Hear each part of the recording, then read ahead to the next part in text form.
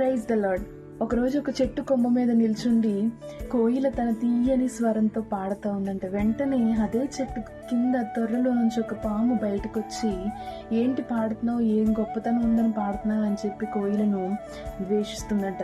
వెంటనే కోయిల చెప్పినటువంటి సమాధానం ఏంటంటే, పాడడమే నా గొప్పతనం, నా సృష్టికర్తని స్తుతించడమే నా గొప్పతనం అని దేవుని స్తుతిస్తుందంట. ఈ రోజుల్లో చాలా మందికి దేవుడు ఇచ్చిన తలాంతులు ఉపయోగిస్తూ ఉండగా వారిని చూసి ద్వేషించేవారు, దూషించేవారు, ఎవరైనా హేళన చేసేవారు వారికి కనిపిస్తే వెంటనే దేవుడు వారికి ఇచ్చినటువంటి తలాంతును పక్కన పెట్టి దేవుని విడిచిపెట్టడం కానీ, లేదా వారికి ఇచ్చిన తలాంతులు భూమిలో కప్పెట్టడం కానీ చేస్తూ ఉన్నారు.